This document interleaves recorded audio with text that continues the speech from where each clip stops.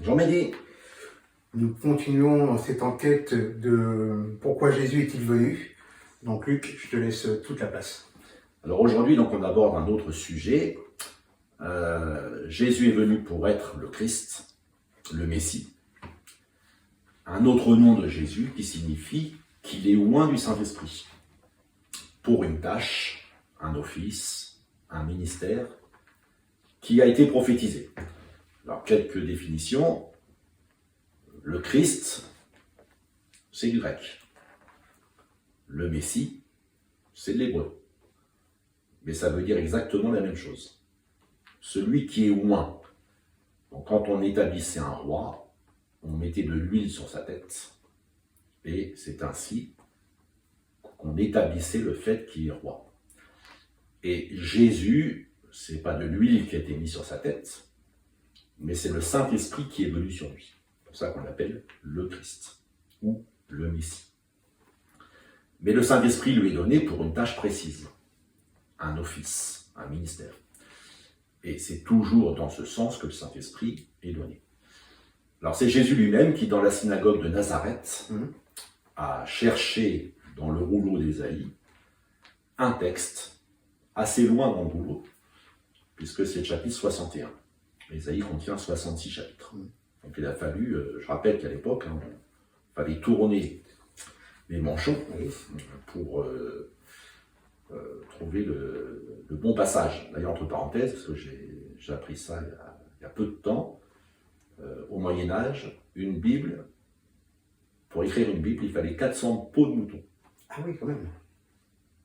Vous vous rendez compte le prix que ça faisait. Oui. Le parchemin, ce n'est pas gratuit.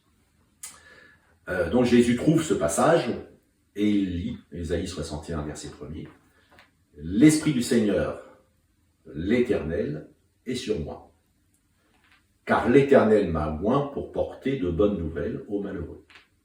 Il m'a envoyé pour guérir ceux qui ont le cœur brisé, pour proclamer aux captifs la liberté et aux prisonniers la délivrance, pour publier une année de grâce de l'Éternel. »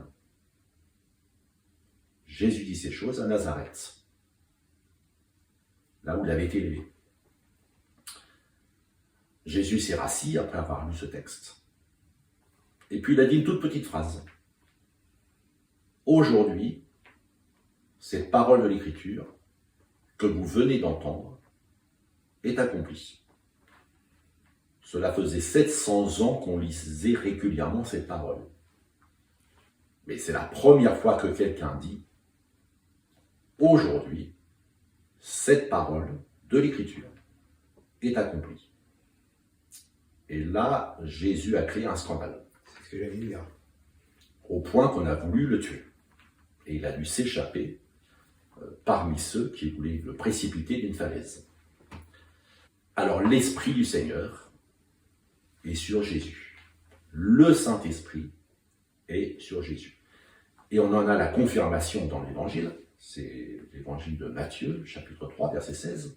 « Dès que Jésus eut été baptisé, il sortit de l'eau. Et voici les cieux s'ouvrirent, et il vit l'Esprit de Dieu descendre comme une colombe et venir sur lui. » C'est pour ça qu'on représente souvent le Saint-Esprit sous la forme d'une colombe.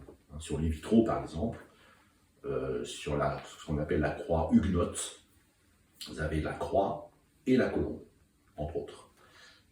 Parce que l'Esprit de Dieu est représenté par une colombe, parce que c'est posé sur Jésus sous la forme d'une colombe, d'une façon visuelle. Mais en fait, il était revêtu du Saint-Esprit. Alors pourquoi revêtu du Saint-Esprit ? Pour manifester la puissance de Dieu dans notre monde. Luc chapitre 4, verset 1er, Jésus rempli du Saint-Esprit est revenu du Jourdain, et il fut conduit par l'Esprit dans le désert, où il fut tenté par le diable pendant 40 jours. Il ne mangea rien durant ces jours-là, et après qu'il fut écoulé, il eut faim. J'ai juste une question. Pourquoi le Saint-Esprit a conduit Jésus dans le désert, où il fut tenté par le diable pendant 40 jours ? Eh bien, parce que l'essentiel de la puissance de Dieu, c'est de détruire les œuvres du diable. notre monde est plongé sous la domination du mal. Et comment Jésus pourrait-il superposer la puissance de Dieu en maintenant le mal? Il faut d'abord qu'il prouve sa capacité d'affronter la puissance du mal. Et quand le diable va le tenter, c'est pour essayer d'abord de mettre en doute sa position de fils de Dieu. Si tu es le fils de Dieu, c'est ce que le diable lui dit par 3 fois, si tu es le fils de Dieu, et d'essayer de faire à Jésus des choses contraires à la volonté de Dieu. Vous l'avez vu dans la première émission, Jésus est venu accomplir ce que le Père lui a demandé. Oui. Et le diable a essayé de lui faire des choses que le Père ne lui avait pas demandé. Et Jésus a résisté. Et puisqu'il a résisté, après il va pouvoir chasser les démons. Mais si Jésus n'avait pas d'abord résisté au diable, il n'aurait pas eu la légitimité pour chasser les démons, mettre la pagaille dans le royaume du diable. Et Jésus l'a fait, avec autorité, avec puissance, parce que d'abord lui-même a affronté la puissance du diable. Donc c'est le Saint-Esprit qui l'a conduit dans le prologue de son ministère public. Jean-Baptiste le reconnaît, « Voici l'agneau de Dieu qui ôte le péché du monde ». Jésus se fait baptiser, accepte d'être baptisé dans l'eau. Il est ensuite revêtu du Saint-Esprit. Et la première action du Saint-Esprit affronte le diable. Et Jésus affronte victorieusement. La suite, eh bien, c'est Jésus revêtu de la puissance du Saint-Esprit, retourna en Galilée, et sa renommée se répandit dans tout le pays d'alentour. Donc c'est parce qu'il avait affronté le diable que maintenant, l'Esprit de Dieu qui est déjà sur lui peut se manifester avec puissance. Plus tard, après la Pentecôte, l'apôtre Pierre va rappeler ce qui s'est passé. C'est Acte 10, verset 38. Chez Corneille, un général romain, Pierre dit, vous savez comment Dieu a oint du Saint-Esprit et de force Jésus de Nazareth, qui allait de lieu en lieu faisant du bien et guérissant tous ceux qui étaient sous l'empire du diable. Car Dieu était avec lui. 2 choses que souligne l'apôtre Pierre. Jésus faisait le bien et Jésus guérissait tous ceux qui étaient sous l'empire du diable.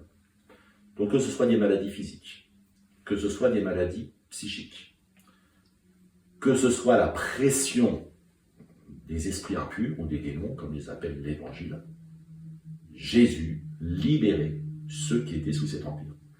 Il accomplit bien le programme de la raison d'être de l'Esprit du Seigneur sur lui. Il m'a oint pour porter de bonnes nouvelles, guérir ceux qui ont le cœur brisé, proclamer aux captifs la liberté, aux prisonniers la délivrance, publier une année de grâce de l'Éternel. C'est tous ceux qui venaient à Jésus. Alors, je dirais pas comme ça. C'est la différence peut-être entre Jean-Baptiste et Jésus. Jean-Baptiste se tenait dans les déserts, donc les gens allaient vers lui. Oui. Il devait faire la démarche d'aller vers lui. Jésus va vers les gens. D'accord. C'est complètement différent. Proclamer une année de grâce, et Jésus donnera la parabole du bon berger qui va chercher la brebis égarée. C'est Jésus qui va vers les gens. Et c'est pour ça qu'il parcourt toutes les villes. Comment Jésus allait de lieu en lieu, c'est ce que dit l'apôtre Pierre. De lieu en lieu, c'est Jésus qui faisait la démarche d'aller vers les lieux d'habitation. Après, bien sûr, venez l'écouter qui voulait. Et certains ne voulaient pas l'écouter. Mais Jésus se mettait tellement proche d'eux qu'ils avaient la possibilité de l'écouter et aussi d'être bénis par lui. D'où, en particulier l'évangile de Marc insiste, on lui a mené tous les malades dès le lever du soleil, dès 4 heures du matin. Il y avait déjà des gens devant la maison de Jésus qui attendaient pour l'écouter et pour être guéris. Alors Jésus, revêtu du Saint-Esprit, a pu faire tout ce que Dieu attendait de lui. Mais la deuxième raison pour laquelle il était rempli du Saint-Esprit, c'était pour nous communiquer le Saint-Esprit. à nous qui croyons en lui. Et dans l'évangile de Jean, chapitre 3, verset 34, celui que Dieu a envoyé dit les paroles de Dieu, parce que Dieu ne lui donne pas l'esprit avec mesure. Le Père aime le Fils, et il a remis toutes choses entre ses mains. Donc Jésus dit lui-même, enfin plutôt c'est Jean qui commente, Dieu lui donne l'esprit sans mesure, c'est de façon illimitée. Ça c'est Jésus. Mais, si Jésus est le premier homme, le Christ, à qui l'esprit est donné, ça annonce la Pentecôte.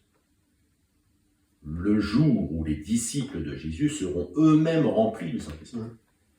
Et Jésus l'annonce un jour de fête, Jean chapitre 7, versets 38 et 39, le dernier jour, le grand jour de la fête, Jésus se tenant debout s'écria, donc il a fait une déclaration publique forte, à voix forte, « Si quelqu'un a soif, qu'il vienne à moi, et qu'il boive. » Il dit cela, alors je le dis avant que tu me poses la question, ça veut dire quoi? Si quelqu'un a soif, qu'il vienne à moi et qu'il boive? Tu m'as devancé, Luc. C'est pas moi qui t'a devancé, c'est Jésus qui t'a devancé. Toujours. Et c'est Jean l'évangéliste qui commente les paroles de Jésus dans l'évangile. Il dit cela de l'esprit que devaient recevoir ceux qui croiraient en lui. Car l'esprit n'était pas encore, parce que Jésus n'avait pas encore été glorifié. Donc c'est la bonne nouvelle, c'est une très bonne nouvelle. Jésus annonce que tous ceux qui vont croire en lui vont recevoir le Saint-Esprit. Il dit cela de l'Esprit que devaient recevoir ceux qui croiraient en lui. Et à ce moment-là, l'Esprit n'était pas encore venu, parce que Jésus n'avait pas encore été glorifié. Alors il faut peut-être préciser que du temps de Moïse, et en particulier dans le désert d'Exode, l'Esprit se manifestait sous la forme d'une nuée qui protégeait le peuple la journée de l'ardeur du soleil, et d'un feu qui l'éclairait la nuit. Mais il était extérieur au peuple. Pour ça que Jean peut dire, l'Esprit n'était pas encore venu. C'est-à-dire que l'Esprit était là, mais il n'était pas dans les personnes. Il était autour des personnes, sauf certains cas, comme Samson, Gédéon, dans la Bible. Mais avec Jésus, c'est chaque chrétien qui devient le temple du Saint-Esprit. Ça a commencé à la Pentecôte et ça continue depuis. Et Dieu veut nous revêtir du Saint-Esprit, comme il a revêti son Fils du Saint-Esprit. Et c'est vraiment extraordinaire. Oui. Donc quand on dit pourquoi Jésus est venu, il n'est pas venu pour lui, il est venu pour nous. C'est toujours la bonne nouvelle. Pour la bonne nouvelle. Mais merci Luc pour toutes ces explications. Nous vous donnons rendez-vous la semaine prochaine. Bonne semaine et que Dieu vous bénisse. Et soyez remplis du Saint-Esprit. Amen.